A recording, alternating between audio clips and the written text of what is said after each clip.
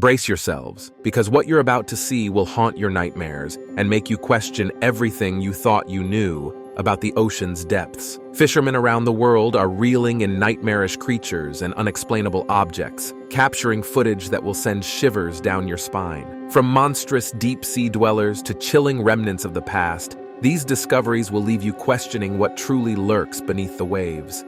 Starting us off today, we have Yonagooni Formation, also known as Japan's Atlantis, discovered in the 1980s just off the coast of Yonagooni Island in Japan. The formation is a massive underwater rock structure coming in at more than 50 meters, 165 feet long, and 20 meters, 65 feet wide. Some people have speculated that the monument is the lost city of Lemuria, the home of the lemurs, which is argued to be at least 5,000 years old. On the other hand, though, many scientists maintain that the structure occurred naturally, shaped only by the currents of the ocean. Personally, I just can't get behind that. I mean, this thing has steps, and the last time I checked, erosion doesn't create such sharp angles. It should be noted, however, that this thing is made out of solid rock and not bricks, so to carve it all out and to shape it into what it is today would have taken the peoples of Lemuria hundreds of years to do. So what do you guys think? Let us know. Next up, we have an ancient shipwreck in which a 15-meter, 49-foot boat was discovered, which is estimated to have sailed over 2,000 years ago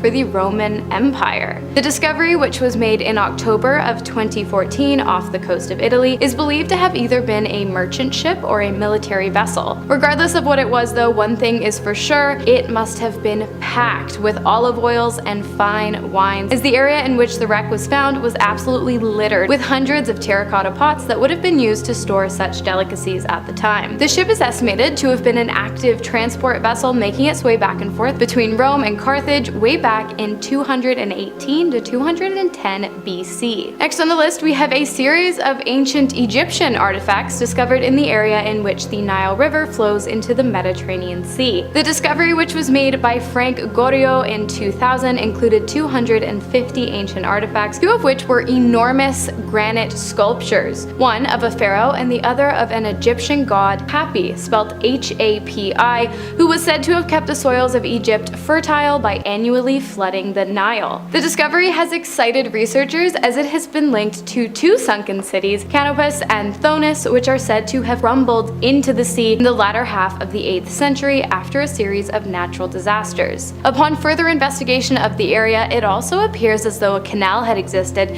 that would have connected the now underwater cities to the second largest city in the country, Alexandria. Next up, we have the Antikythera wreck, discovered on the east side of the Greek island Antikythera, which gave way to two very significant scientific, historical, and archaeological discoveries, one of which is referred to as the Antikythera mechanism, which is an ancient Greek ore used to predict the relative positions and motions of the planets and moons in order to identify events such as solar and lunar eclipses. As the artifact has been dated all the way back to somewhere around 100 BC, it is an extremely advanced piece of technology and is recognized as the very first example of an analog computer. The second rare find made at the wreck site was none other than a human skeleton. And the reason this is so incredible is because of the fact that human remains are almost never found at the site of shipwrecks, especially ones this old, due to scavengers, ocean currents, and natural decomposition, making the body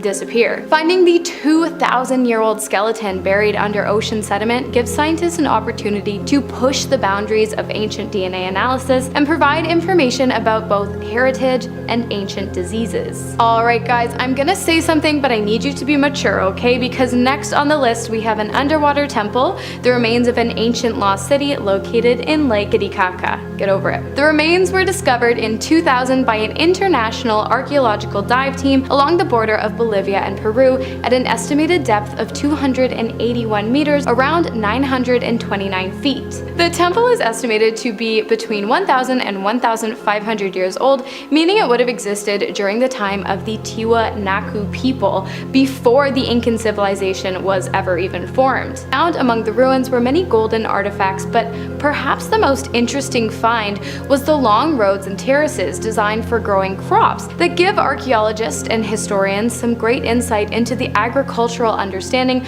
of not only the Tiwanaku people, but any person living between the year 500 and 1000 in the area. And next we have, surprise, another underwater city, specifically the underwater city of Port Royal, located in Jamaica and commonly referred to as the Sunken Pirate City. The area is known to be one of the most wicked places on Earth due to the fact that at one time it was completely overrun by pirates who pillaged the town, causing chaos, destruction, and devastation. Once considered the most important trading post in the New World, the city fell to the seas at exactly 11:43 on June 7th in 1692 due to a massive earthquake which was quickly followed by a gigantic tsunami. The city sunk in less than 2 minutes, and it is the only known sunken city in the Western Hemisphere. Next we have a 900-year-old Crusader sword recovered from the Israeli seafloor off of the coast of northern Israel in 2021, not by scientists or historians, but rather a recreational diver who decided to take a solo dip in the country's temperate waters, which I do not recommend, by the way. If you go diving, please bring a buddy. Although the iron artifact was found covered in corals and shells,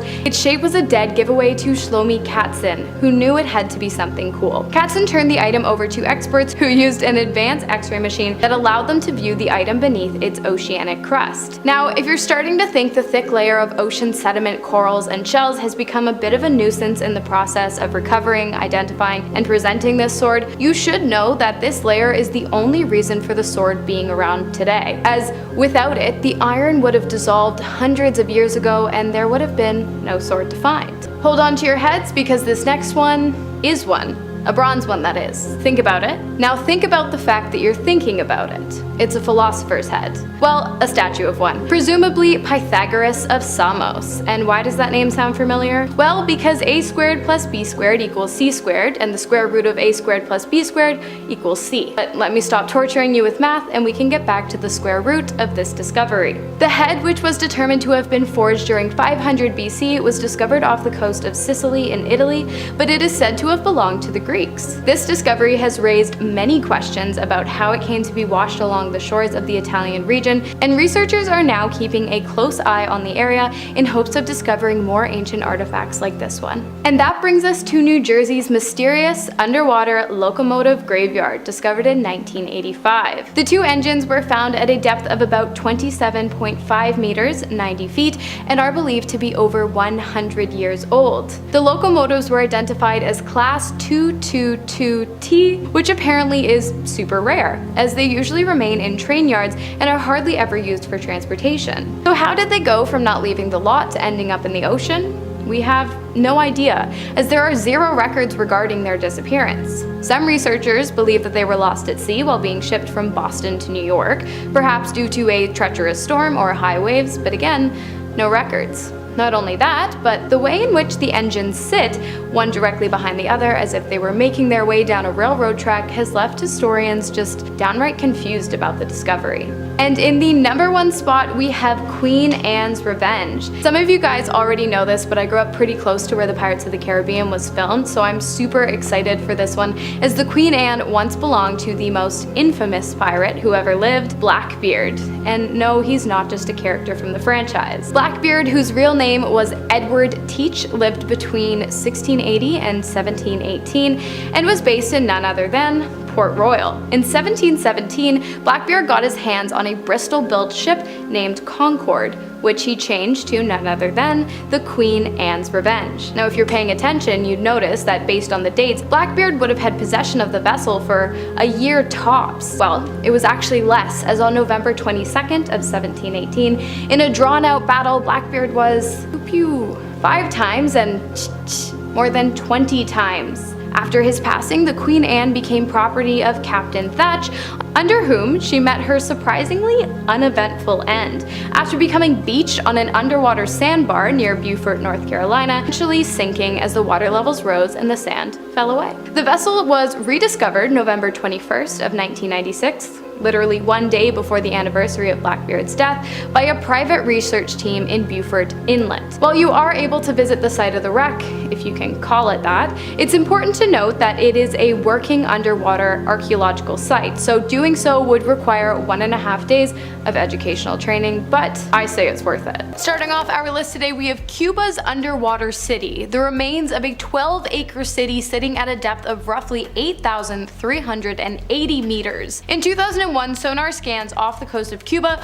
revealed that the seafloor was littered with geometric structures that could very well be the remains of a lost ancient city. And some experts even claim that using the same technology they were able to identify the presence of a pyramid as well as a large sculpture of a sphinx sitting on the ocean floor. While it might be a bit far out there are some people who are claiming that Cuba's underwater city might actually be the lost city of Atlantis, which in its heyday was said to have held great knowledge and power as well as a great power source. Perhaps that source sank within the city, causing the electromagnetic activity in the area to go haywire, which might explain the 40 ships and 20 airplane disappearances in the area. I mean, it could be nothing. After the initial reports documenting the find were released, there were no follow-up reports or expeditions, but on the other hand, there probably were follow-up expeditions and it's just a cover-up. Next up, we've got the shark snacker. In 2014, it was discovered that something was attacking and eating great white sharks off the coast of southwest Australia. Scientists were alerted of the strange phenomenon after the research tag of a great white suddenly and quickly dove down to 1,903 feet into the depths of the ocean. Not only that, but the temperature of the tag actually increased as it made its descent from 46 to 78 degrees Fahrenheit. The only likely explanation for the fast descent paired with an increase in temperature was that the great white, the apex predator of the ocean, had been eaten by something bigger,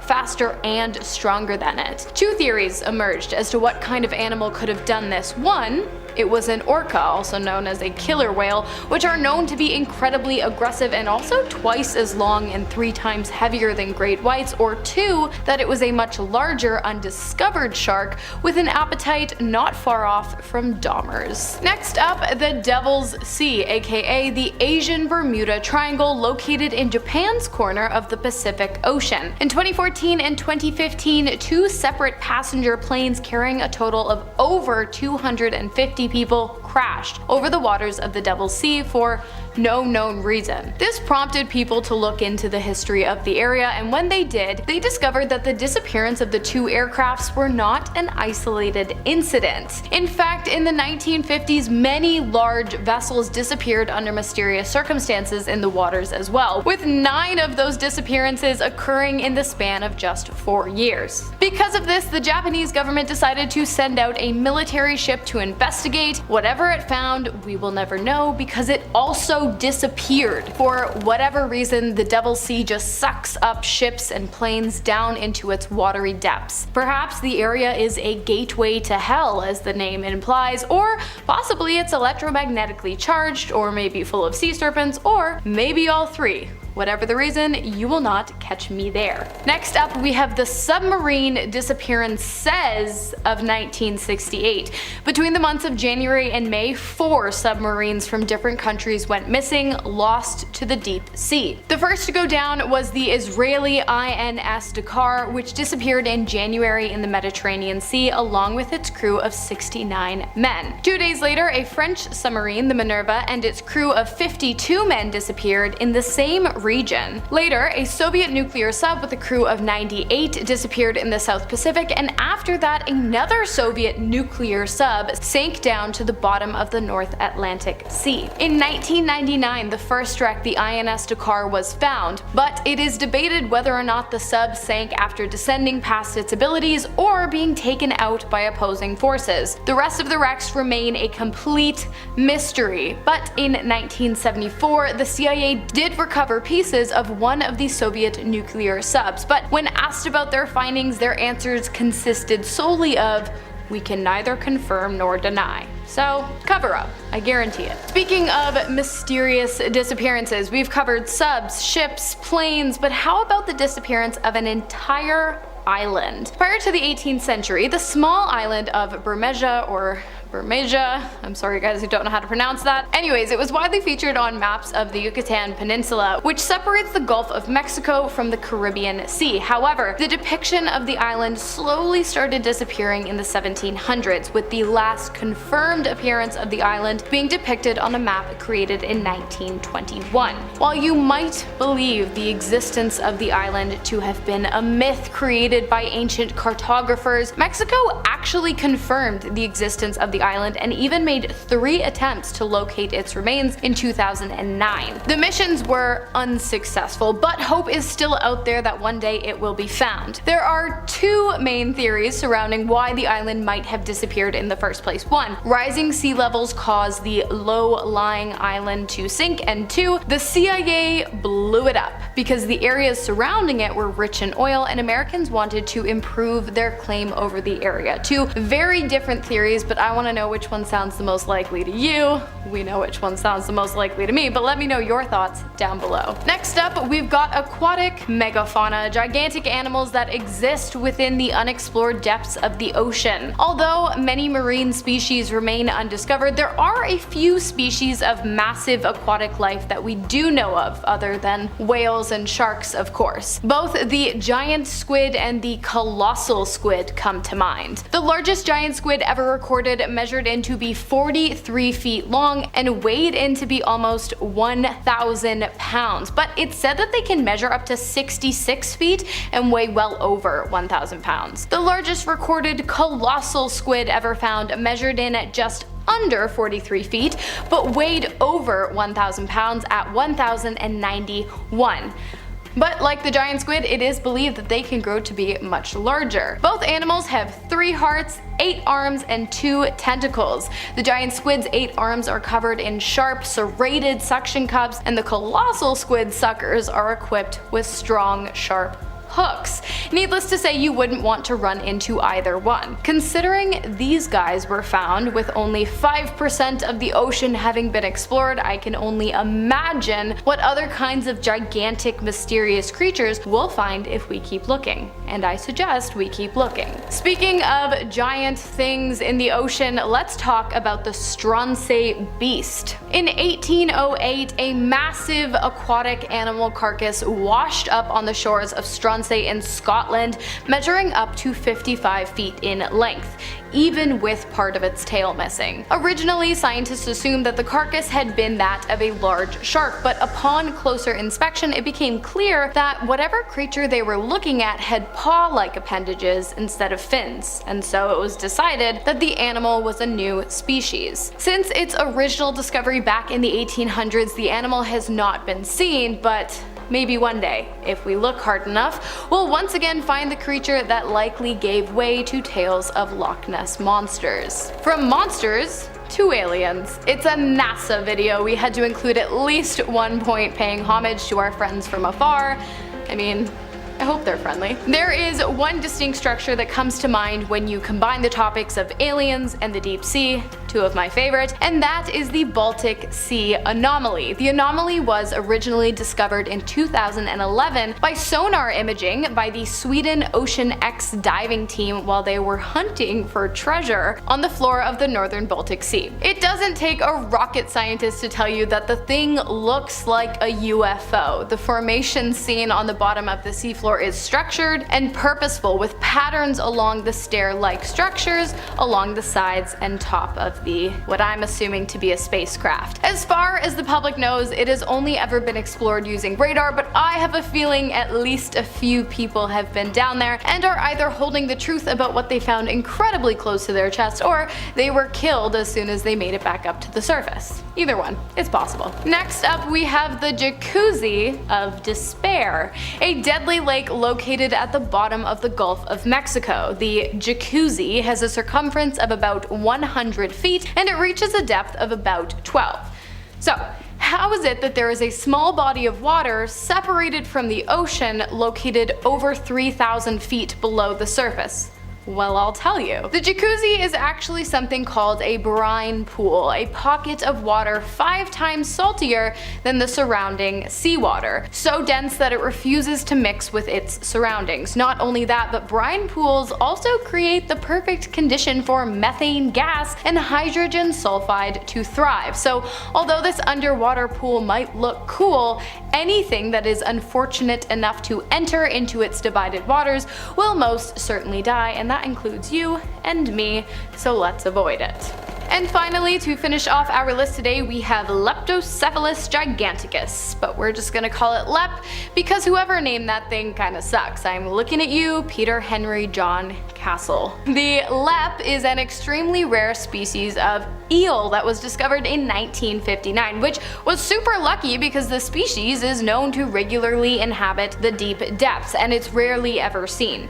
2 specimens of the species have been studied, but only in their larva baby phase. And given that eel larvae are generally only 1/32 of their adult life, the fact that one of these specimens measured in at 6 feet long is crazy. And it means it's possible that adults of the species inhabiting the deep can grow to be up to 192 feet long, which would make it the longest aquatic animal, or longest animal altogether for that matter, known to man, far surpassing the lion's mane jellyfish, which is the previous record holder should this turn out to be true. It measures in at 120 feet in length. Blue whale, just for reference, measures in at only 98 feet. Pretty wild stuff. Starting off this list in our number 10 spot, we have the RMS Republic. In 1981, researchers were on a dive when they came across the wreck of the RMS Republic. This ship was built in 1903 and it ended up being lost at sea in 1909. Since 1909, there were plenty of rumors that began swirling that said the ship may have been carrying a whole bunch of treasure. Like treasure that could perhaps be worth billions of dollars. One of the rumors was that the ship was carrying US gold coins that would have been worth a minimum of $250,000, but there's an even crazier rumor that the ship was carrying $3 million in coins as it was supposed to be a loan to Russia. Either way, this treasure has actually never been found, as it certainly wasn't with the ship when the researchers came across it. Do you guys think that there was never any treasure, or do you think that someone else found it first? In our number 9 spot today, we have this ancient battle gear. Before I dive into this one, guys, please don't forget to hit the thumbs up button if you're enjoying the video so far, because it really helps us out. These artifacts were actually found recently after a dive in 2013. Just off the coast of Sicily, archaeologists located what they believe may have been the site of the first naval battle. They found armor, weapons, helmets, and battering rams, and they were even able to date them back to around 2,000 years ago, which is so unbelievable. They believe that these artifacts are the remains of the Battle of the Agadi Islands. This was when the Romans battled against the Carthaginians for over 20 years. It is believed that around 50 ships were sunk in this time, and that is how these remains ended up there for 2 millenniums. I don't know about you guys, but it's honestly crazy to think about that stuff still being around. In our number 8 spot today, we have Dwarka. There was a time when the city of Dwarka was considered to be just a myth, so it came as quite a shock when researchers found the lost city 120 feet under the water. Testing done on the city remains has dated them back to 9,500 years ago, which could possibly place it even before the start of Egyptian and Chinese civilizations. This lost city consisted of 6 sectors that were each divided into residential and commercial areas. Apparently, the Great Flood that happened 9,000 years ago is the cause for the city to end up submerged in the ocean. It's crazy that we can look back 9,000 years ago and know things like that. The name Dwarka translates from Sanskrit to mean gateway to heaven. With the city, researchers also found construction material, pottery, beads, sculptures, and even human bones and teeth. The city had many royal palaces that were all made with crystal and silver and had emeralds as decorations. In our number 7 spot today, we have ancient medicine. Just off the coast of Tuscany, in 2013, researchers found the Relito del Pizzino, which was a shipping vessel that they were able to date back 2,000 years ago. Among the remains of the ship, they found some items that would help give them insights into what life was like for ancient Romans, and one of the most interesting items was ancient medicinal pills. Researchers believe that these pills were used as an eye medication. They contained zinc compounds, starch, iron oxide, beeswax, and some plant-based materials. This really helped give us more insights into what was considered medicine all the way back then, but I feel like there are many things we still don't know for sure. In our number 6 spot today, we have the Antikythera mechanism. I spoke about this crazy artifact in another one of my videos. In the very early 1900s, researchers found an ancient computer just off of a Greek island. This mechanism remains on display at the National Archaeological Museum of Athens because it is honestly unbelievable. This analog computer may have had a ton of uses, and researchers aren't 100% sure about all the ways it was used, but it is known to have been some sort of astronomical calculator. It was able to predict eclipses and different planetary placements. It was found 45 meters below the water in the wreck of a ship. This mechanism has been dated back to somewhere around 87 BC, and it is thought to have been created by a Greek scientist, but unfortunately after the creation of this ancient computer, the knowledge of this kind of technology was lost before it was found again. I truly wonder where we would be technologically if we had never lost that kind of information. In our number 5 spot today, we have Gondwana. This one is hard to think of as an artifact, but I most definitely think it applies for today's list. In 2011, National Geographic published an article where they said that pieces of Gondwana may have been discovered deep in the Indian Ocean. Gondwana is the ancient continent that used to exist when Australia, India, and Antarctica were all one landmass. Apparently, they found the presence of granite and sandstone, which is unusual to find on the seabed and is much more common to continents. There isn't a ton that is known about these microcontinents, but it truly is very mysterious and very fascinating. Since these pieces were from a time when dinosaurs still roamed the earth, they have even found fossils. In our number 4 spot today, we have these Stone Age artifacts. Swedish divers found artifacts that they believe may have been the remnants of Swedish people all the way back from the Stone Age. These artifacts were found in the Baltic Sea and are believed to be 11,000 years old. They were found 16 meters below the water, and their findings consisted of animal horns, flint tools, wood, and ropes. It's crazy that researchers have the ability to date these kinds of things as far back as they have with these ones. Apparently, they were also pretty well preserved when found, which is a whole other mystery to me. It may seem like a small find, but every artifact can help give us insight to what life on Earth was like all those years ago. In our number 3 spot today, we have the Bronze Age sewn boat. 2014 saw quite an interesting archaeological discovery when the researcher Gilia Boeto revealed that they had discovered a Bronze Age sewn boat. This boat was found in a cove in Croatia and has been dated to have been wrecked in 1200 BC, which is unbelievable.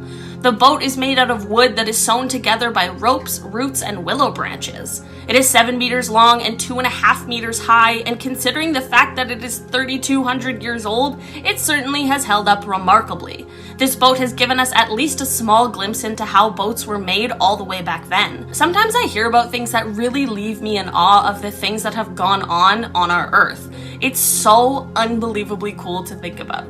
In our number 2 spot today, we have the Yonagooni Monument. Who would have thought that hammerhead sharks could lead to the discovery of an ancient artifact? Well, not exactly, but in the sea just off of Yonagooni in Japan, there is a diving location that has a high population of hammerhead sharks, making it a large and popular attraction. In 1986, a diver in the area noticed some formation on the seabed that resembled a structure of some sort. This led to a team of scientists going on a dive to gather more information, and this is when the Yonagooni Monument was officially discovered.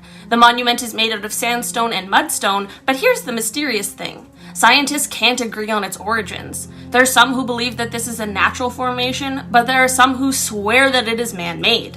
There are pretty reasonable arguments for both sides, and considering the fact that this thing is at least 10,000 years old, I guess it's fair to say that we may not have all the answers. In our number 1 spot today, we have Stardust. You guys, I truly don't even know what to make of this one.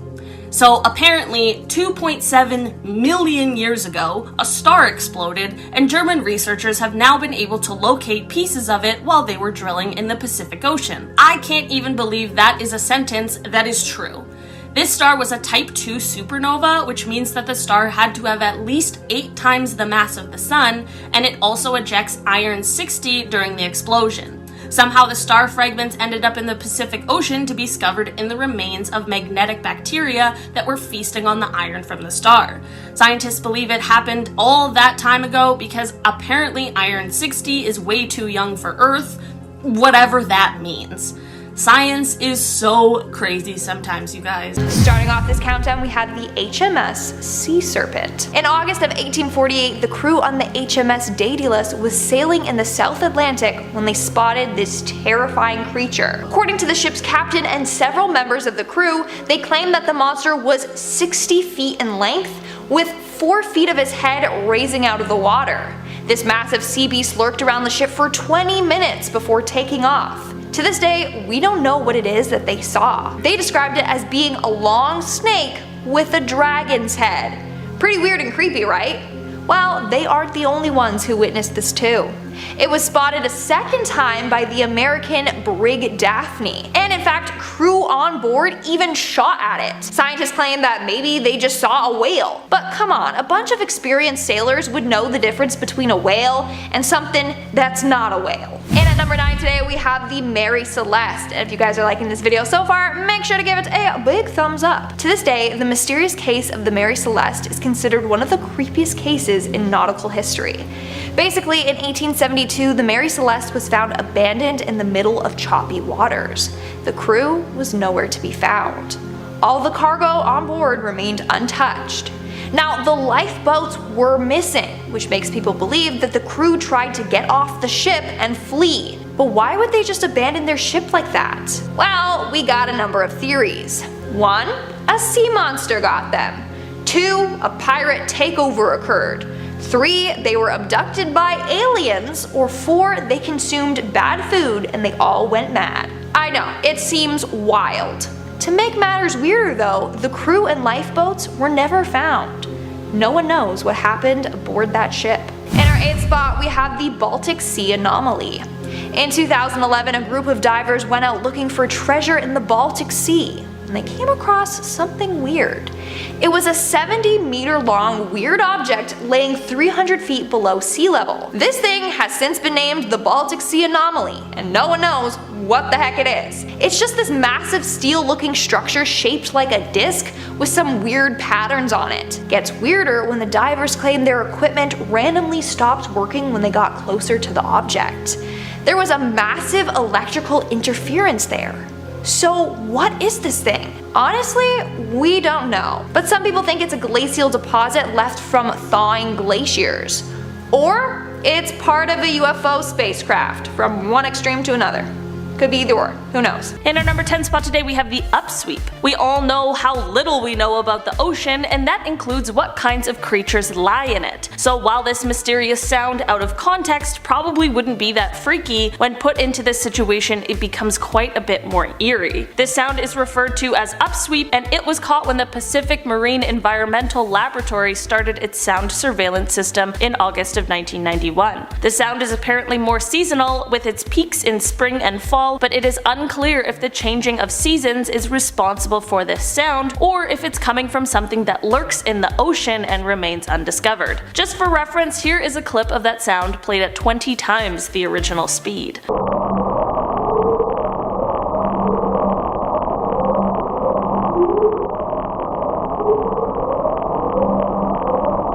It is possible that this sound could be coming from underwater volcanic activity, but considering the fact that this has yet to be proven, I am here to ask the question, what if it's not? In our number 9 spot today, we have Bermeja. Bermeja was an island that could be found on many maps spanning from the 16th to the 20th century, but in a 1997 survey, the island could not be located. In an extensive 2009 study, it was concluded that the island that was once labeled as Bermeja just didn't exist, which left a whole host of questions. The island was supposed to be located just off of the north coast of the Yucatan Peninsula, which is particularly important because if it did exist, its location would be integral to determining the boundaries for exploitation rights of oil in the Gulf of Mexico. So of course, when this island that's been included on many maps seemingly just doesn't exist anymore, people really began to speculate what could have happened. There are a few major theories with this one. The first is that the original observation description of the island was incorrect, and then no one ever went to double check that this island existed. The next being that possible shifts in the geography of the ocean floor,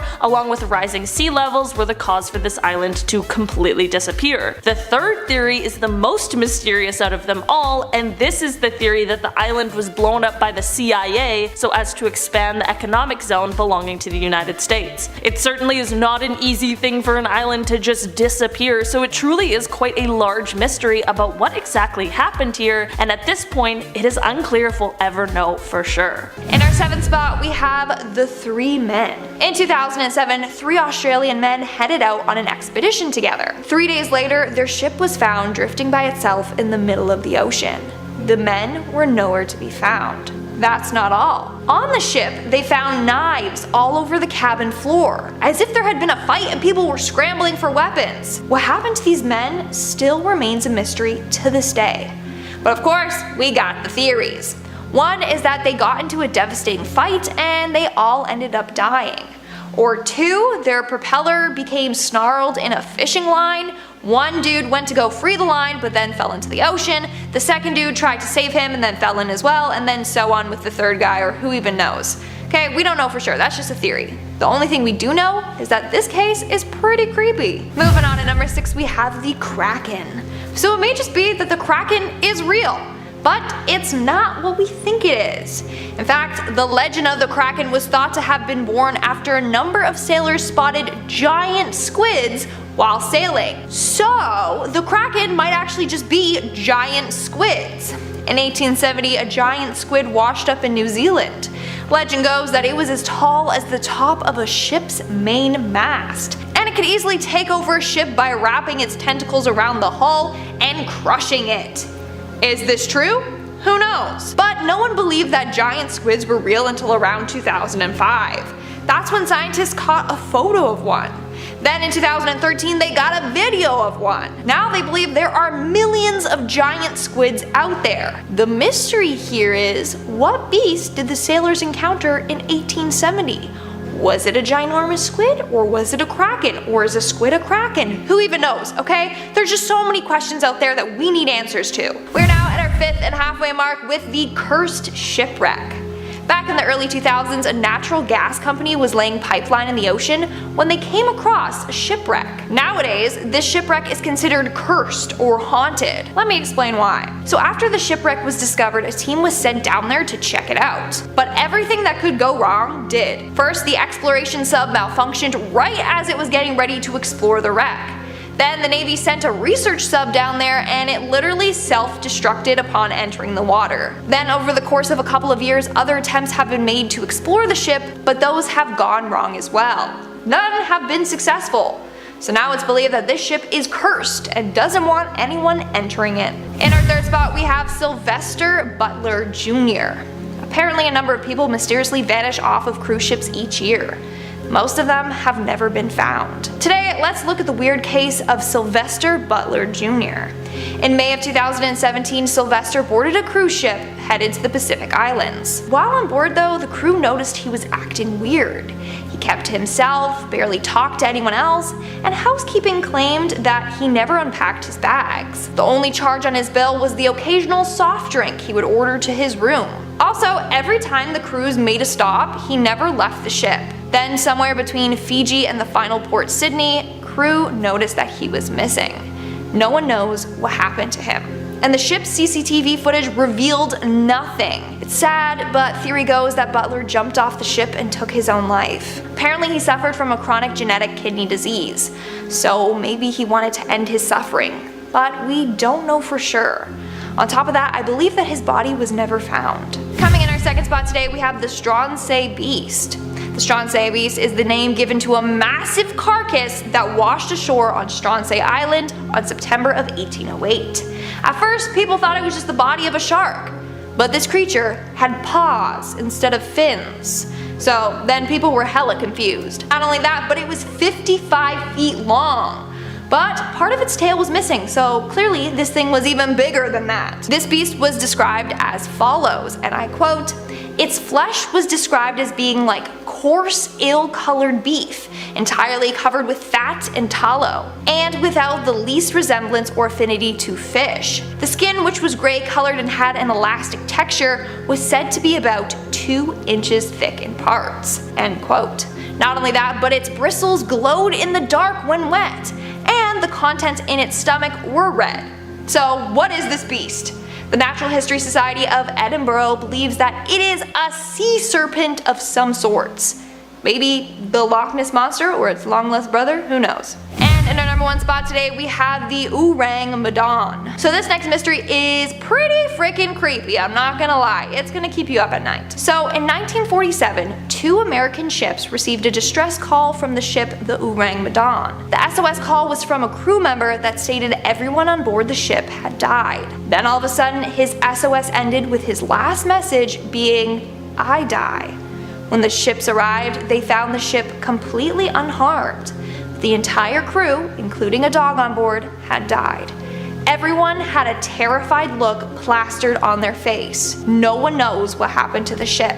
In our number 8 spot today, we have the Sarah Joe. The Sarah Joe was a fishing boat that departed from Maui in February of 1979. There were 5 crew members aboard the boat, and when they left around 10 a.m. that day, the skies were perfectly clear, but while they were out at sea, the wind began to change and they ended up encountering a horrible storm. People on shore who were rightfully worried about the crew headed to the shoreline to try and wave the boat back in, but they were unable to locate the boat at all. One of the passengers' fathers even went out on a separate boat in the middle of the storm to try and see if anything could be done or if he could at least locate the ship, but to no avail. It was presumed that all of the crew members had been lost due to the severity of the storm. The following days of course consisted of many hours of searching, but neither the ship or any of the men were located. Flash forward almost an entire decade to September of 1988, and a member of the initial search team, John Naughton, was on a wildlife expedition on a deserted atoll around 2,000 miles from Maui when he discovered a small boat and a makeshift grave. He left the site as untouched as he could and immediately contacted authorities, who were then able to confirm that the boat was the Sarah Joe and the person buried in the makeshift grave was one of the passengers who went missing all those years ago. While experts do agree that the boat could have drifted here and it would have only taken about 3 months to do so, this area was surveyed in 1985 and there was no trace of either the boat or the makeshift grave. So where would the boat and this crew member have been from the 1979 disappearance until after the 1985 survey? These are the types of questions that still remain unanswered to this day. There are of course theories, but none that cover all the mysteries this story holds. In our number 6 spot today, we have the Milky Sea phenomenon. This phenomenon is certainly much more beautiful than the name would suggest, and while we kind of know what causes it, there are still many unanswered questions that surround it. The first recorded sighting of this phenomenon occurred in 1846 when Raphael Semmes, who was the captain of the CSS Alabama, spotted it and was horrified by what he was seeing. He wrote, "From the deep blue water into a patch of water so light it startled me. The whole face of nature seemed changed, and with a little stretch of the imagination, the Alabama might have been conceived to be a phantom ship lighted up by the sickly and unearthly glare of a phantom sea." This phenomenon is so bright that it can be seen from the satellites orbiting Earth, and while it looks amazing in pictures, I can only imagine how frightening it would be to see in person when little is known about why it happens. It is believed that the glow is caused by bioluminescent bacteria that grows in all oceans in our world, but in order to produce a glow like we've seen, this bacteria has to be multiplied by billions of trillions, and we don't know how or why this happens. Also, we don't know for sure if that is what is responsible for the glow,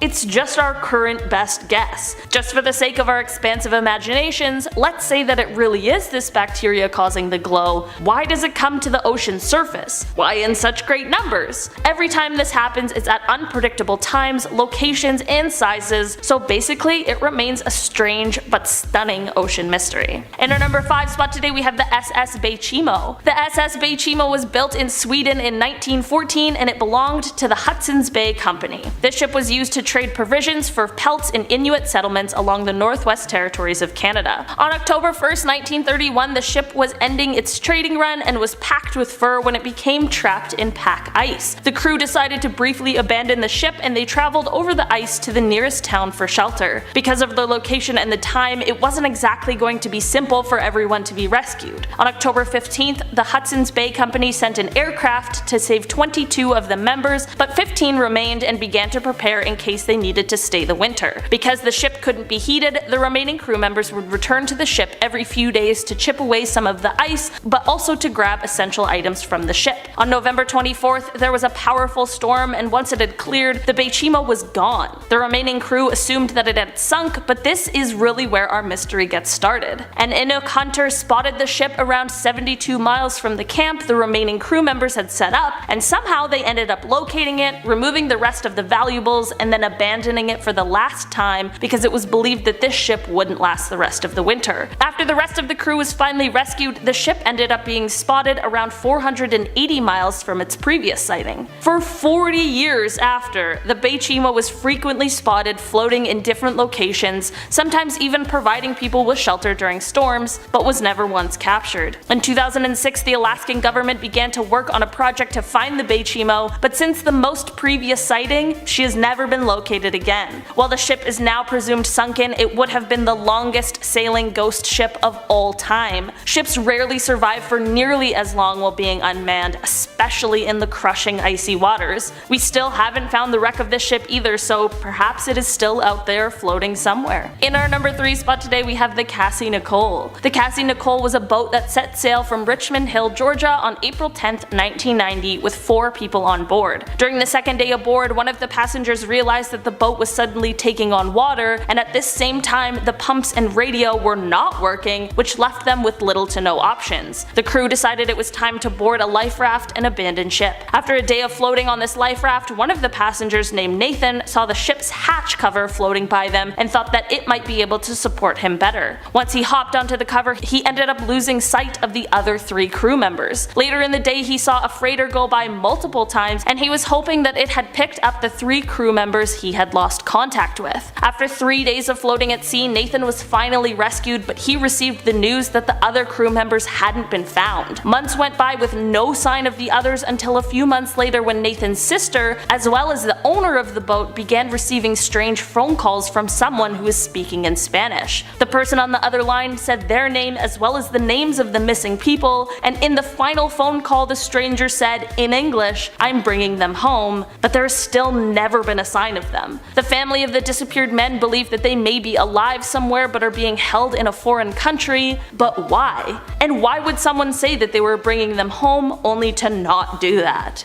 In our number 2 spot today, we have the Loneliest Whale. This whale has been nicknamed the loneliest whale in the world, but the truth is, we don't really know if that's true because we've never actually seen it. This whale, which we don't know if it's a male or a female or what whale species it belongs to, sings its song like no other whale does. The whale was first heard in 1989 on a hydrophone, and while the calls were most similar to that of a blue whale, there was one striking difference, and that was the frequency of the calls. This whale calls at 52 Hz, with regular blue whales calling between 10 and 40 Hz. Even fin whales are usually heard at 20 Hz, so it's just left everyone stumped as to what could be going on here. A researcher named Bill Watkins dedicated his life to trying to reveal what exactly is going on here, and while he passed away in 2004, he found that this whale was not only unusual, but totally unique. The biggest challenge is the fact that we cannot locate this whale. Their calls can be heard for hundreds of miles, and trying to find one single whale in the vastness of the ocean is next to impossible. Many people have suggested that perhaps the whale is deaf, and this is what has led to its unique song, but of course without the whale, how could we possibly know for sure?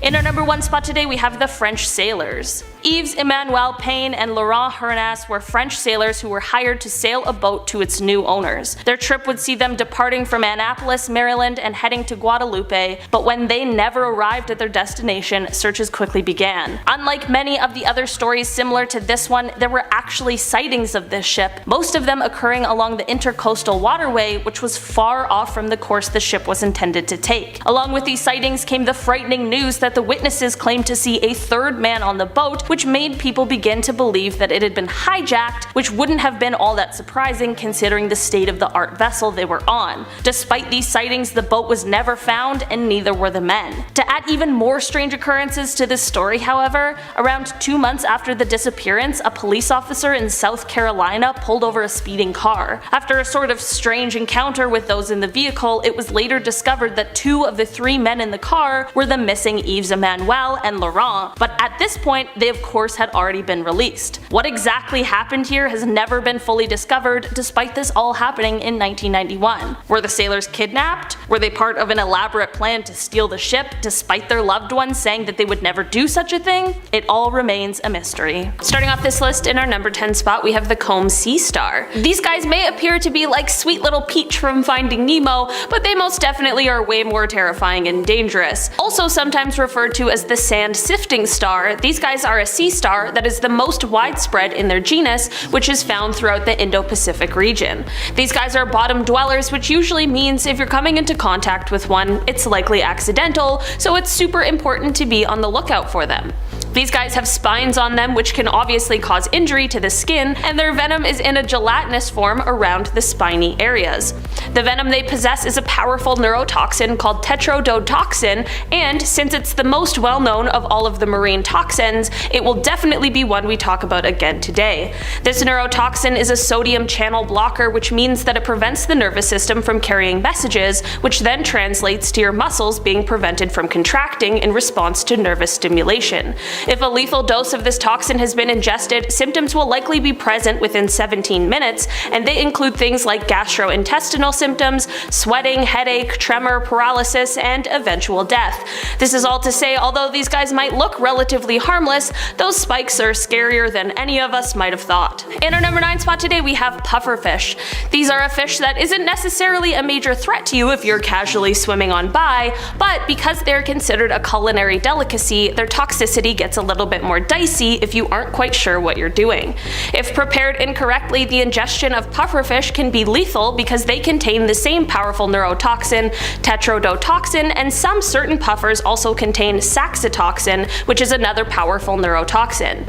This one is also a sodium channel blocker, and it acts on voltage-gated sodium channels of neurons, which then prevents normal cellular function, which then leads to paralysis. When a lethal dose of pufferfish has been ingested, first the tongue and lips will become numb, which will then be followed by dizziness and vomiting, with the whole body slowly going numb. Eventually the toxin will paralyze the diaphragm, which will stop the person who has ingested it from breathing. If someone lives longer than 24 hours after ingestion, it is likely that they will survive, although coma might last still for several days. While the exact source of where pufferfish get their toxin has been long debated, at the moment the most widely accepted answer is that it is coming from a bacteria that exists in their intestinal tract. In our number 8 spot today we have the yellow boxfish. These guys are a species of boxfish that can be found in the reefs throughout the Pacific Ocean and the Indian Ocean, as well as the southeastern Atlantic Ocean, and to be honest, they aren't necessarily the most poisonous fish on this list, but its method of poisoning can be a cause for concern. When threatened or even just stressed out, these guys release their poison, tetrodotoxin, which we all know about, but the release is less than strategic. There's essentially no aim and they just shoot it out, swim away, and hope for the best. This is kind of hilarious in theory, but unfortunately this causes a lot of accidental poisonings to both human and other fish alike. In our number 7 spot today we have water hemlock. Water hemlock is a genus of 4 species of highly poisonous plants that like to grow in wet meadows, on the banks of streams, or really any wet and marshy area. Sometimes referred to as cowbane or poison parsnip, the members of this genus contain a toxin that is called sicutoxin. This causes central nervous system stimulatory effects like seizures. The toxin is present in all parts of this plant, however it is most concentrated in the roots of it. The ingestion of this plant can be fatal in humans, and there are actually reports in medical literature that document severe poisonings and death from water hemlock as far back as 1670. Although less common, poisoning can still occur through skin contact, so this plant is surely one that is best to stay away from entirely. In our number 6 spot today we have the flower urchin. These guys are a widespread and commonly encountered species of sea urchin from the Indo-West Pacific. They like to make their homes in coral reef and seagrass beds or rocky and sandy environments. The toxins within the flower urchin are called contractin A, which is found to interfere with the transmission of signals at nerve endings and also causes red blood cells to clump, and the other is a protein toxin called petotoxin, which can cause muscle relaxation, sedation, and anesthetic coma, and at high doses can cause convulsions and death. These urchins don't have spines or spikes to deliver their venom, and instead it is done through what is called globiferous pedicellari. These guys possess really powerful sensors, and when disturbed they snap shut and inject venom. The amount of venom is said to be directly related to their size, so if you happen to encounter one, I guess I hope it's a small one? I don't know. I just hope we can all steer clear of them entirely. In our number 5 spot today we have the button polyp. Also known as green sea mats, these guys are a zoanthid that can usually be found in the shallow reef zones of tropical regions spanning all the way from the Caribbean to southeastern Brazil, but these corals are also often recommended to new marine aquarium owners, but this isn't necessarily great because the health risks associated with owning one can often be underestimated.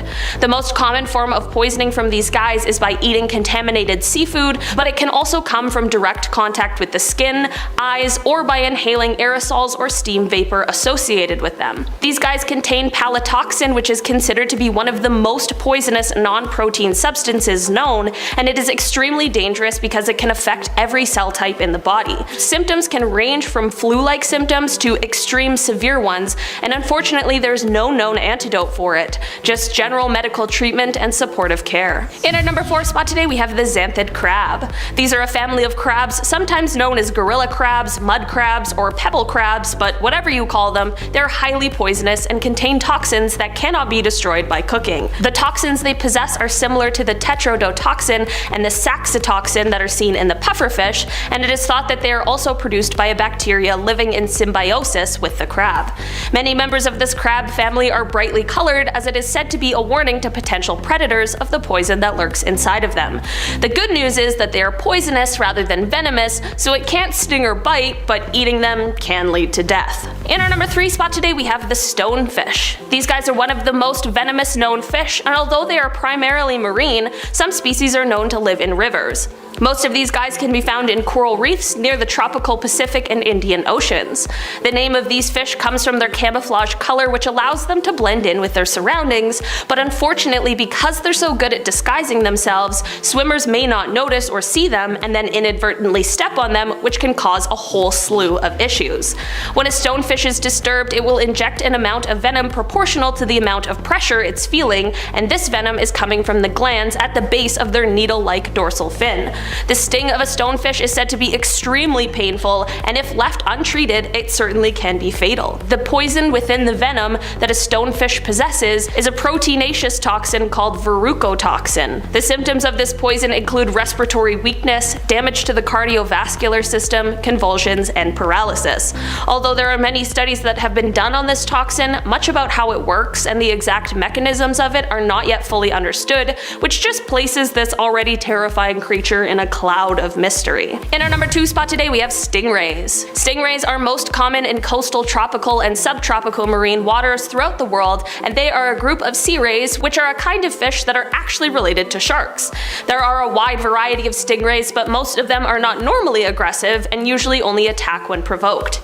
Stingrays can have anywhere from 1 to 3 blades, and when contact with the spinal blade or blades is made, it causes immediate trauma to the area with a cut, swelling, and muscle cramps from the venom. The venom from a stingray contains the toxins cystatins and galactin. Galactin causes cell death in the victims, while the other one inhibits defense enzymes. This combination can lead to increased blood flow in the superficial capillaries and cell death. In our number 1 spot today we have the blue-ringed octopus. These creatures look absolutely stunning, but you should absolutely stay as far away as possible from them. Found in the waters of Australia and Japan, the blue-ringed octopus is just as dangerous as it is unbelievable. These guys can be identified by their yellowish skin that is spotted with rings of gorgeous blue and black that change colors dramatically when the animal feels threatened. Despite their relatively small size, these guys are one of the most venomous marine animals in the world. If provoked, they may bite you. The bite is said to be pretty painless, with many people not even realizing they've been bit until the respiratory depression and paralysis sets in. That's right, these are another creature that has venom locked and loaded with tetrodotoxin, but the blue-ringed octopus would put some of the other creatures on this list to shame. These guys are carrying enough venom to kill 26 adult humans within minutes. One thing I failed to mention about tetrodotoxin before is that, as of right now, there's no known antidote, so it's really a game of luck if you encounter one of these creatures. Sleep tight with that information. Starting off this countdown, we have David Fraser. David Fraser is a US Navy commander who spoke about some pretty terrifying things that he encountered underwater while working for the Navy. So according to him, twice while recovering spent practice munitions out of the water, he spotted a weird underwater object. The first time, he saw a dark mass underwater. He described it as being a big mass that was kind of circular. He said he was certain that it wasn't a submarine. For the second sighting, he was retrieving a practice torpedo when this same weird thing sucked it down into the depths of the ocean. The torpedo was never seen again. So what was this big mass that he was seeing? In our 9th spot, we have the Naval Reports. After hearing David's interview, a 79-year-old woman contacted him. She said that her father was a naval officer, and when she was a child, her father showed her a telegram that stated that unidentified objects had been sighted going in and out of the water at one of their locations. The woman's father told her, and I quote, "We get these all the time, and it's always in the same area." But obviously, the Navy isn't going to release this information to the public. In our 8th spot today, we have the Sycamore Null. This is a weird underwater structure located close to Malibu. No one knows what it is, but it looks like a weird stadium-shaped structure, and it's located about 2,000 feet underwater. It's also massive. It's about 2.5 to 3 miles wide. It also has what appears to be pillars or columns supporting it up, and under there it looks like an entrance. One theory is that it's an underwater alien base. Crazy, I know. But a number of UFO sightings have been reported for years in that area. Some even claim to see UFOs landing in the waters in that exact area, and this was before the underwater structure was even discovered. Freaky, isn't it? What do you think it is though? Let me know in the comments below. In our 7th spot today, we have the unidentified object. Now, in case you were unaware, there's this whole theory that aliens live in underwater bases, and that's why a number of UFO sightings are by lakes, or people have seen these saucers rise up or into the lakes. Well, in 1970, biologist Ivan Sanderson published a book titled The Invisible Residents. In this book, he talked all about UFOs or USOs, unidentified submerged objects, aka UFOs that have been spotted going into the water or rising up out of it. According to this book, on April 19th, 1957, a crew member on board a Japanese fishing boat witnessed something very strange. He saw two metallic silvery objects descend from the sky and dive right down into the sea. He described them as being 10 meters long with no wings or anything. When the craft hit the water, it caused great waves and rocked their boat tremendously. So maybe the whole UFO, USO theory is true, and they're living underwater. Who knows? In our 6th spot today, we have the gold. Did you know that $771 trillion worth of gold lies hidden in the ocean? Yes, you heard me. Wouldn't it be nice to just be swimming along and bump into some gold and become a millionaire? Unfortunately, it's not that easy. Ocean waters around the world contain about 20 million tons of gold in them. Each liter of water would contain approximately 13 billionths of a gram of gold. So you need to collect and filter an awful lot before becoming rich. And currently, there's no cost-effective method to remove the gold from seawater and be profitable. Now, people have tried. None have been successful. One case that I want to talk about has to do with a man named Ford Jerrigan. He came up with a plan for a gold accumulator. The plan was to extract gold from the Long Island Sound using a process involving mercury and electricity treatments. In fact, people thought that it was great, and before he knew it, he had investors, and he raised about $1 million for this project. But in the end, he scammed them all and fled with the money. We are now at our 5th and halfway mark with the giant sea monster. Now, if you watched my video on Google Earth, then you already have seen me talk about this. If you haven't, then, well, Google Earth basically caught a giant sea beast on their satellite camera. It was spotted off the coast of Antarctica's Deception Island. And no one, even scientists, don't know what it is. It could just be a whale, but it's still unconfirmed. Theories range from it being an underwater UFO to a kraken or another sea beast that we have yet to discover. To be honest, To me, it looks like a massive squid, but what do you think it is? Let me know in the comments below. In our 4th spot, we have the UFO video. More UFOs. Now, this was a leaked video showing what appears to be a UFO diving into the ocean. The video was filmed in 2019 off the coast of San Diego. Eventually, people were demanding answers, so the Pentagon eventually came forward saying that the video was authentic and that they don't know what the object is in the video. In the video, the object flies across the screen before stopping and slowly lowering itself into the water. Apparently, this was recorded by official Navy personnel. What do you think that could be? The Pentagon has no explanation for it yet. In our 3rd spot today, we have the plastic. The amount of plastic currently in our oceans is disgusting. Currently, 5.25 trillion macro and micro pieces of plastic are in our ocean. There's 46,000 pieces in every square mile of the ocean. Every day, around 8 million pieces of plastic make their way into our oceans. And guess what?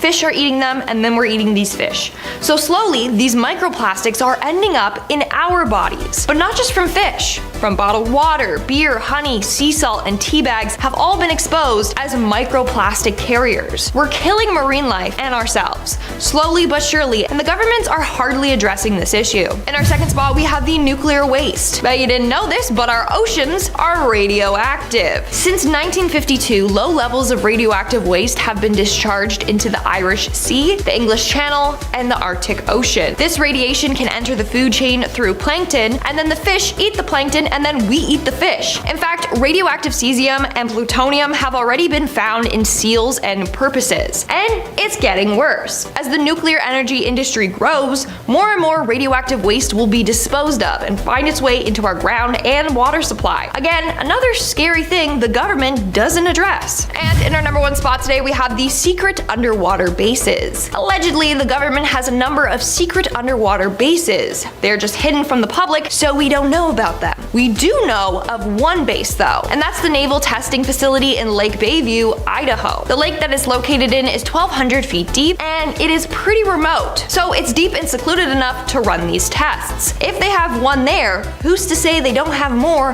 Starting off this countdown, we have the Solomon Island saucer. Over the years, there have been a number of UFO sightings near the Solomon Islands. Most witnesses experience the exact same thing. They see a UFO with strange lights rise out of the ocean and fly off into the sky. These sightings are what have led to the theory that aliens have secret bases underwater. One fisherman in the area said he saw this UFO and the lights raise out of the ocean and then fly by him. He said it got so close to him that he could feel the heat on him as it passed by. Not only that, but some people who have witnessed this ended up disappearing without a trace. So like, did the aliens come for them or something? Or what? Are they gonna come for me now? No thank you. Just don't go to Solomon Islands, okay? In our 9th spot today, we have the octopi. And I wanna say octopus is so bad, but I know it's not the proper plural, so we're going with octopi, whatever. Ancient astronaut theorists believe that octopi are some sort of version of an alien. Maybe they're related to aliens. So let me explain. So we all know that back in the day, tons of meteors crashed down on Earth. Well, they believe that the meteorites that crashed into the ocean from space actually contained some sort of organic material. Now, this either infected some sort of water species or allowed the material in the meteor to evolve into octopi. So really, octopi could just be composed of alien DNA. Now, to support this theory, they mention that both octopi and aliens are incredibly smart. On a number of occasions, octopi have pulled pranks on humans. They also have way different genomes than squids, which they're said to be closely related to. And also, they can change colors. They're just a really weird species. So what do you think? Could octopi be descendants of aliens? Maybe. Coming in at number 8, we have the Yonagooni Monument. Located in the depths of the Dragon's Triangle is this weird underwater formation, which has been given the name the Yonagooni Ruins. It's a bunch of weird structures that no one knows much about. Some say they are remnants of a lost civilization. Others believe they were created by aliens, and that they're part of a secret underwater alien base. Let's explore that theory. For starters, it's kind of odd that this monument is located in the Dragon's Triangle. This area is considered the Pacific's very own Bermuda Triangle.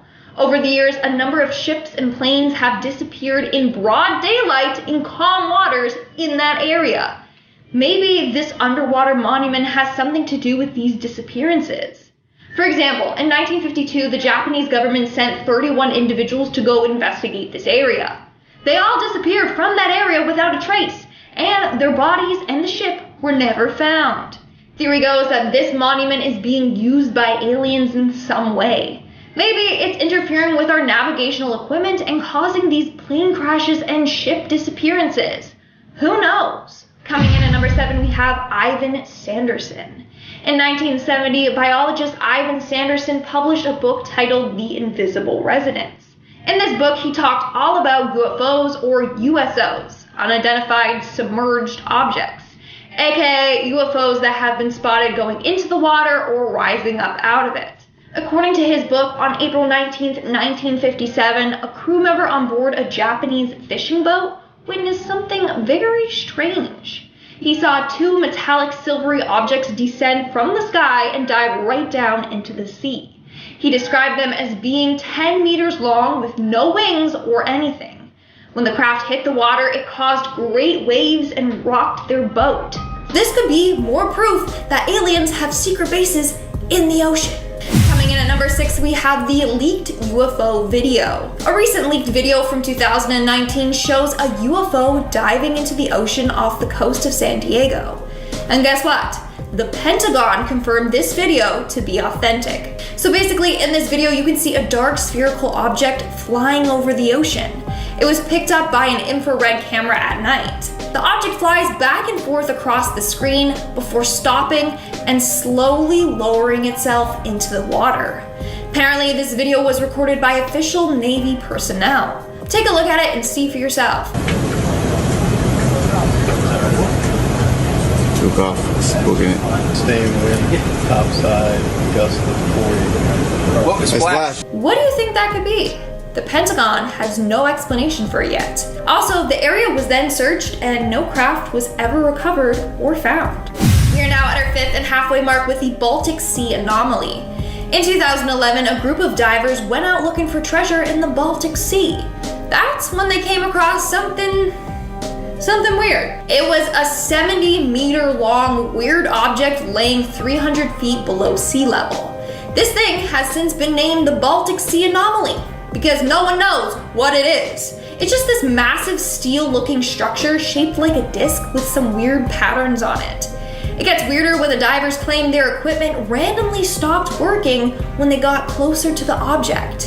The thing caused a massive electrical interference there. It's believed that this thing could be part of an ancient alien spacecraft. To this day, this thing still baffles scientists. They don't know what the heck it is. In our 4th spot today, we have the underwater crop circles. Underwater crop circles don't really need an explanation. They're crop circles found underwater. They're actually quite beautiful. It's just a bunch of almost perfect circles with a design found at the bottom of the sea. Scientists have said that they are made naturally by pufferfish while on a journey to find a mate. Blah, blah, blah, okay? It's kind of weird how perfect and detailed and intricate these circles are.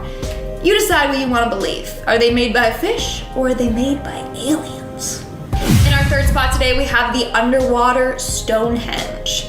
Turns out that there's a version of Stonehenge located right at the bottom of Lake Michigan. There are a bunch of random rock formations that scientists have been struggling to explain, but it's believed that they are thousands of years old. What makes it even weirder is that on one of these stones, they discovered a carving of a mastodon, a relative of an elephant that went extinct over 10,000 years ago. So they were like, maybe this structure has been here since the last ice age.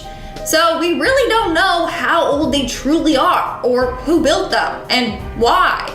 But of course, ancient astronaut theorists believe that aliens are involved in this somehow. In our 2nd spot today, we have the weird space alien creature, Alien. So it was captured in 2013 by a remotely operated vehicle. The vehicle was 3,753 below in the Indian Ocean when it saw this creature. Now the creature is quite beautiful. It looks almost like a jellyfish, but it's a creature we have never seen before. As the video goes on, we literally see it shapeshift in front of our eyes, and it starts to glow different colors. Then at the end of the video, it like disintegrates from Earth. And in our number one spot today, we have the Sycamore Null. The Sycamore Null is a weird stadium-shaped structure located about 2,000 feet underwater. It's massive. It's about 2.5 to 3 miles wide. It also has what appears to be pillars or columns supporting it.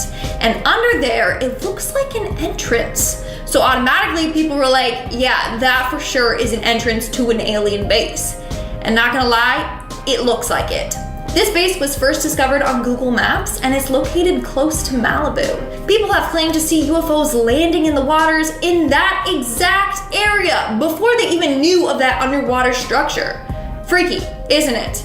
To this day, scientists don't know for sure what this thing even is. Kicking off the list at number 10, living fossils. Also referred to as crinoids, but living fossils sounds way better, definitely. These little guys went extinct 273 million years ago, or at least so we thought. We found these dudes this past year, and they're these non-skeletal corals. They're cousins to starfish and sea urchins, but I gotta admit, they don't look nearly as cool. Starfish are the coolest, they're OGs. Discovered on the Pacific Ocean floor, this type of coral will attach itself to the stem of Japanese sea lily, and then they just become one over time. Any type of ocean life that undergoes symbiosis, that creeps me right out. I don't like barnacles. I have a fear of the ocean, and I'm super glad that we're doing this list. So let's move on as I get goosebumps. Oh, I hate this. Thalassophobia, I think, is like a fear of deep water. I have that. I also have a fear of shallow water.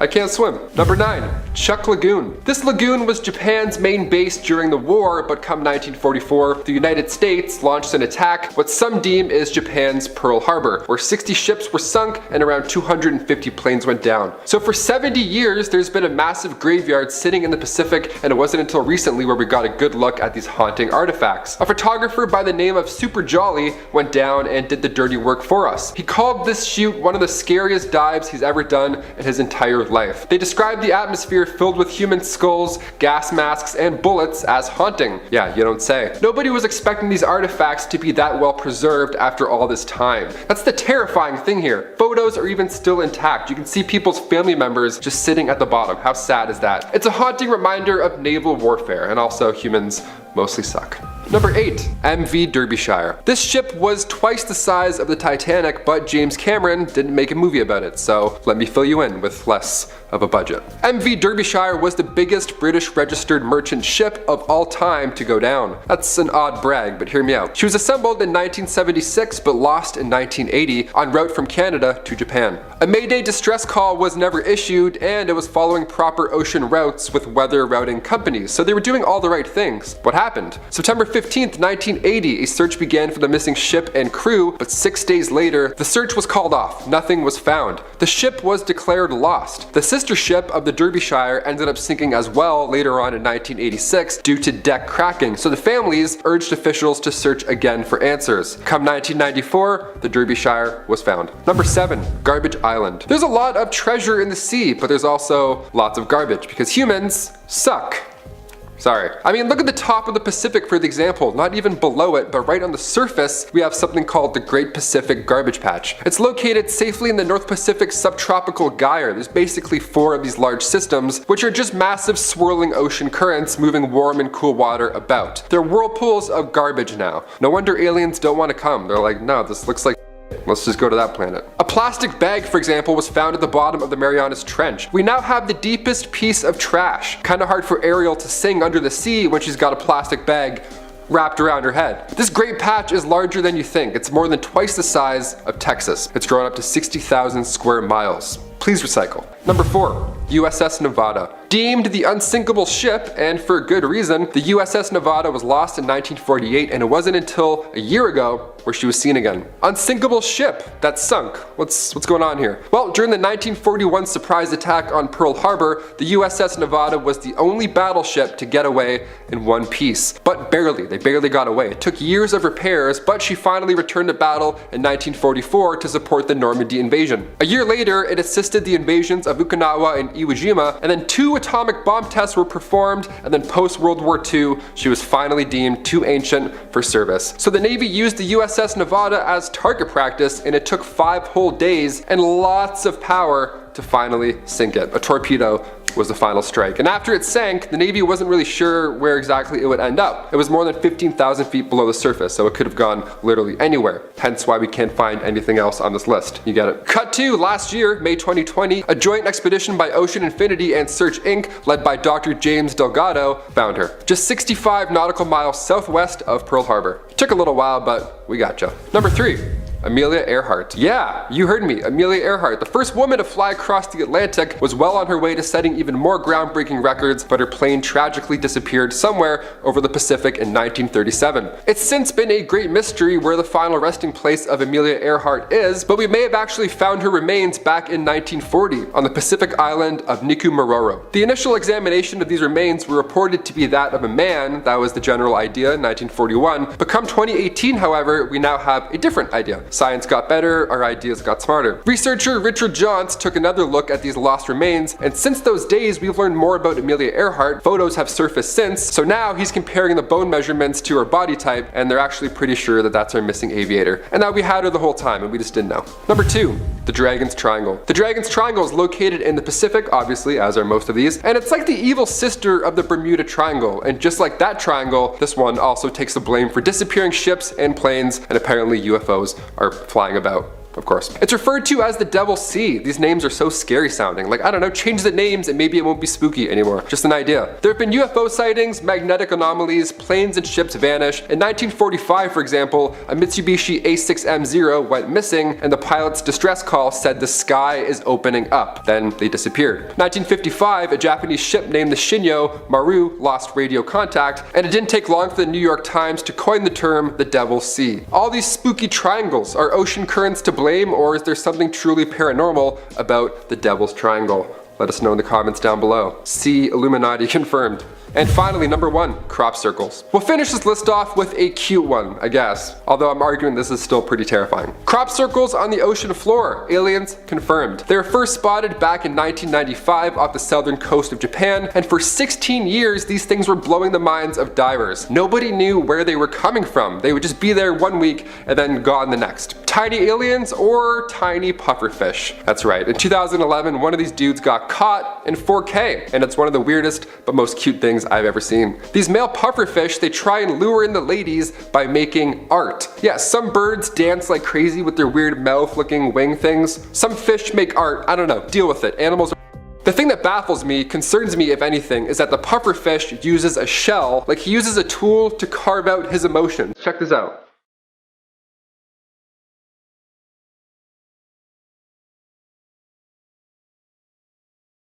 Alright, coming in at number 10, we have globsters. What is this? I will give you a good 5 seconds to look and then you can let me know what you think it might be. Nope, the answer isn't a decomposing luck dragon. I don't think so. Anyway, like, maybe it actually is though. I kinda tricked you because nobody really knows what this is. This was found ashore in the beach town of San Antonio in the Oriental Mindoro region in May 2018, this in the Philippines. Unidentified washed up sea creatures are referred to as globsters because they're globby and blobby, I don't know. Some people think that it was a whale, but the 6-meter long object was actually covered in white hair, which, as we know, whales are not. A lot of superstitious locals thought it was a bad omen. Local resident Tam Malling said, "The big lobster is a sign of something bad coming. Please pray for us." To be honest, if I saw this monster, I'd pretty much start praying too. The less superstitious were simply complaining of the awful smell left by the dead creature. Ugh, I can only imagine. Hand Hands up arachnophobics. I see you, I feel you.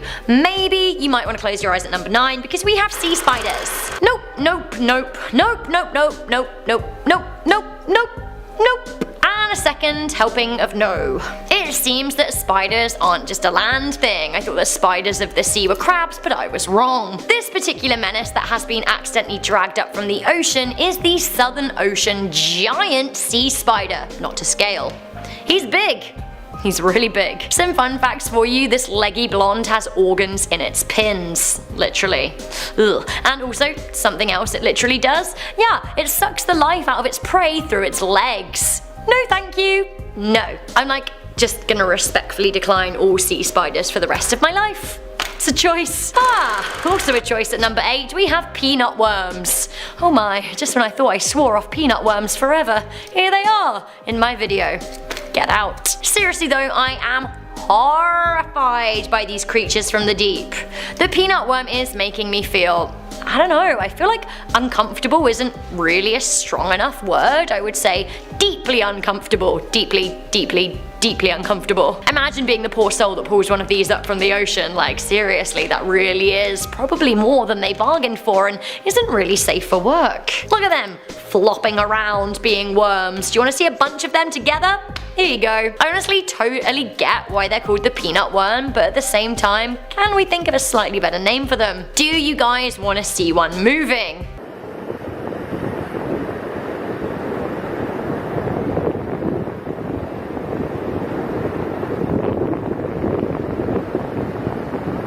Right, not so bad, right? Okay, I'm absolutely not here for this. Coming into number 7, we have the pelican eel. No, thank you, no. Like, does he or does he not look like a demon alien from the planet Gulp?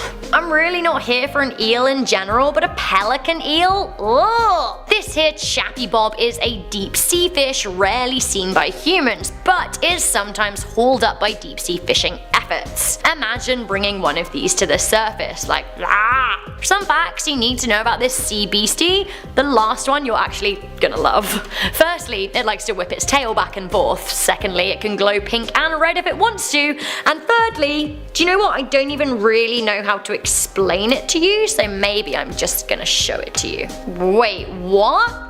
What is that we are approaching here? Let's take a closer look. Oh, it can inflate. Cool. Great, said no one ever. Coming into number 6, we have this barnacle monster. I have to say barnacles are my absolute least favourite. You know in Pirates of the Caribbean when you meet Barnacle Bill? That's my literal nightmare monster. A barnacle on my face. Ah! So in the spirit of how much barnacles turn my stomach, I want to show you this utterly bizarre monster that washed up on a beach in New Zealand. News networks were dubbing this creature a monster, and it is easy to see why. So this is a boatload of gooseneck barnacles, and they're attached to something. They're long-necked barnacles and they certainly look weird. Do you want to see them up close?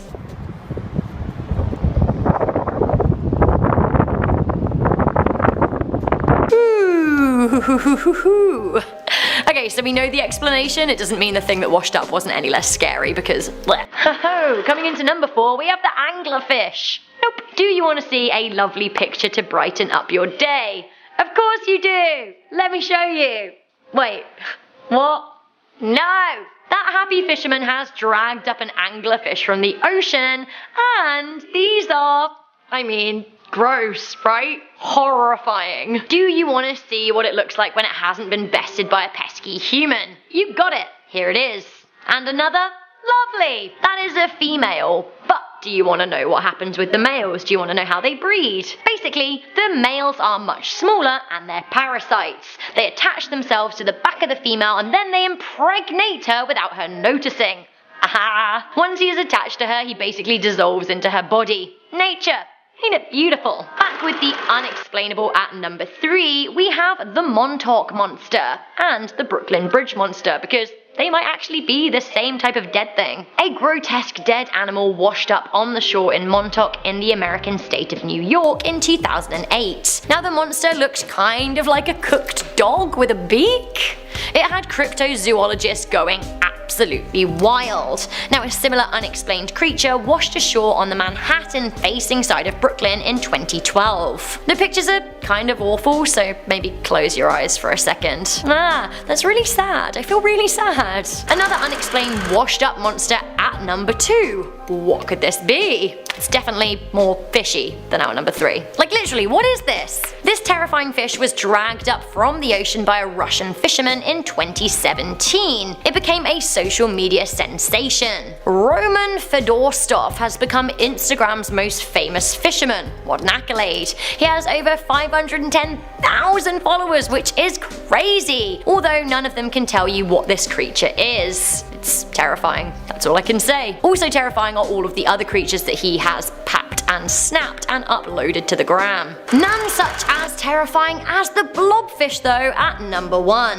Mr. Blobfish, he scares me, but actually, I think I love him. Look at his repugnant, creepy face, but yet there really is something weirdly cute about it, and I think that's what scares me the most. These are a deep sea fish that live off the waters of Australia, Tasmania, and New Zealand. To me, the blobfish kind of looks like a bladder personified. It looks like it acts. Basically, it floats around with little energy and effort, swallowing things that pass by.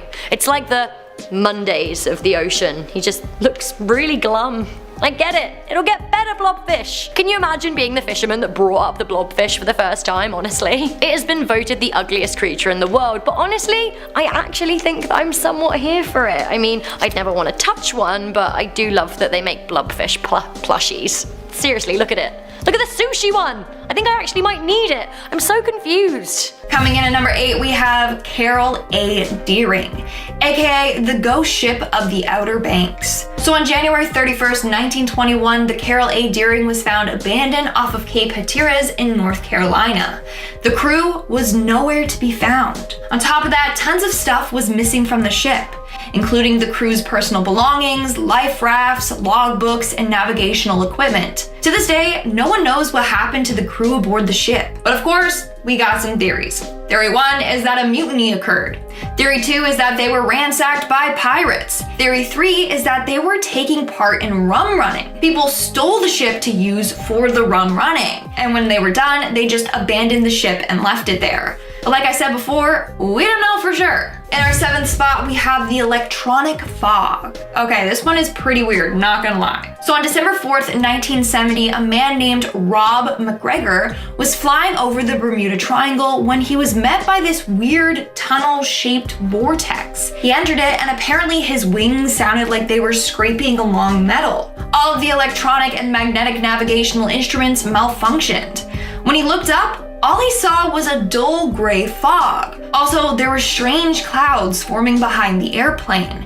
They were only in the clouds for a couple of minutes, but claimed that they traveled for 40 minutes. When they got out of the fog, they were over Miami Beach, a flight that would have taken 75 minutes. He believes that this weird fog is what has caused other planes and boats and passengers to disappear in the Bermuda Triangle. So what is this weird electronic fog that he encountered while over the ocean?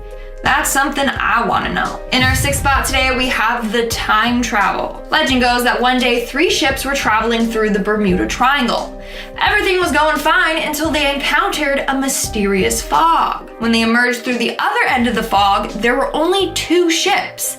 The other ship was way ahead of them. The crew aboard the ship claimed that the fog transported them back in time several years. There, they saw a bunch of different boats and passengers also sailing. Then they approached the same fog and they got transported back to the current day. Isn't that weird? Was this the same fog the pilot encountered? Like, what is going on in the ocean? We're now at our 5th and halfway mark with the disappearance of Keith Davis. Now, this case is certainly going to keep you up at night, so just a little warning. So in 2015, Keith Davis, a fisheries observer, headed out to sea with his crew. His job was to monitor all the catches and collect data on it. But about a month later, Keith disappeared off the ship in the middle of the day, in broad daylight. He has never been found. On top of that, the weather that day was calm, and he was an experienced observer, so it's not like he just fell overboard by accident. So what happened to him? Well, theory goes that he knew too much, so someone got rid of him. When police searched his email, they found photographic evidence of illegal things happening on board these ships, like they were allegedly smuggling people. He was also keeping track of a number of rule violations. Not only that, a year before his disappearance, Keith sent a mysterious email to his friends. In the email was a video of 4 men being shot to death while holding onto debris in the ocean. So theory goes that Keith was killed for knowing way too much. But still, to this day, we don't know exactly what happened to him. Coming in at number 4, we have the Ellen Austin. In 1880, a ship named the Ellen Austin set sail to New York from Liverpool. During their travels, the crew spotted a ship floating near the Bermuda Triangle. They approached it and found that nothing was wrong with the ship, but all the crew on board were missing. So they decided to put some of their own crew members on board this mysterious ship and have it come with them. But during the trip, the 2 ships got separated. They were separated for a couple of days before the Ellen Austin spotted the ship once again. However, all their crew on board vanished. There was no trace of them. Now, the story goes on saying that they placed another set of crew members aboard the ship, and once again, the exact same thing happened to those men. They disappeared off the ship without a trace. But that account hasn't been confirmed. Either way, this mystery gave birth to an urban legend. Basically, a cursed ghost ship lurks the waters near the Bermuda Triangle. Those who hop on board will mysteriously disappear without a trace. In our 3rd spot, we have the disappearing aircrafts. In 1945, 5 torpedo bomber planes took off for a 3-hour exercise. But while flying over the Atlantic Ocean, they disappeared without a trace. It all started when the flight's leader noticed that his compass wasn't working properly. So he was worried that they were flying in the wrong direction. He instructed the planes to then change paths, thinking that they were going to then be heading towards Florida. But in reality, they were just traveling deeper into the Atlantic. As the planes started getting close to the Bermuda Triangle, their signals began to fail. The last few things the pilots ever said were, and I quote, "Everything looks strange, even the ocean. And it looks like we are entering white water. We're completely lost." Then the communication was cut completely and they were never heard from again. In our 2nd spot, we have the severed feet. What would you do if you were out on a nice stroll on the beach when you came across someone's missing arm or foot? Believe it or not, this has happened a number of times. Since 2007, severed human feet have been washing up on the shore of the Pacific Northwest. The first was a right foot still inside of a size 12 Adidas shoe. The second was again a right foot, size 12, but it was in a Reebok shoe. Since then, 15 more feet have washed up on shore. To this day, we don't know who they belong to or what happened to them, or even if they were victims of the same killer. It's really freaking creepy if you ask me. And in our number 1 spot today, we have the Witchcraft. This is the name of a boat that set sail on December 22nd, 1967. On board was the captain, Dan Burrack, and his friend, Patrick Horgan. The 2 headed off to get a good look at Miami's Christmas lights. However, after traveling just 1 mile out, they contacted the Coast Guard, saying that the boat had hit something, but there was no damage. Dan seemed to be calm on the call to the Coast Guard and said they just needed a tow to the shore. So they figured that the boat's propeller was just damaged or something like that. The Coast Guard immediately went out, but when he arrived at the spot the boat was said to be, no one was there. It took him only 19 minutes to get there, yet the boat was already gone. Here's where it gets super weird. This boat was virtually unsinkable. Not only did they have life jackets and lifeboats on board, but the boat had a special flotation device installed in it. This made it basically unsinkable. So even if the boat started filling with water, part of it would still be sticking out of the water, so the Coast Guard would be able to see it. And also, they had flare guns on board with them, so if something serious started to happen, they could have set those off. They didn't. The boat and the 2 friends on board just disappeared without a trace, and to this day have never been found. Starting off this countdown, we have the Violent Whirlpool. Located in Scotland, the Corrigrium Maelstrom is a permanent, powerful vortex. In fact, this is said to be the 3rd strongest in the world, and depending on the weather conditions, this thing can get pretty deadly. In fact, there are countless tales of ships being sucked into the whirlpool's vortex. The lucky ones will just get spun out of control, but they'll survive. Not only that, but this whirlpool can produce standing waves as high as 15 feet high. So you don't want to be anywhere near it when that happens. In our 9th spot, we have the Underwater Memorial. The Sunken Crosses of Malpeque is an underwater graveyard located in Spain. This spot commemorates a group of 16th century missionaries that were killed by pirates before being thrown into the sea. The site features 40 stone crosses at the bottom of the sea off of the coast of La Palma in the Canary Islands. The site was created in 2000. Locals created one cross for each person that was killed, and then they purposely had them sunk in their honor. So it is literally an underwater graveyard, which is cool, but it's also creepy at the same time. It is now forever a site to remember the horrors that happened to these people. Moving on to number 8, we have Jason Voorhees. Imagine you're swimming along in a lake minding your own business when all of a sudden you see Jason from Friday the 13th chained to the bottom of the lake. I don't know about you, but I would become like Michael Phelps and just speed swim my way out of that ocean.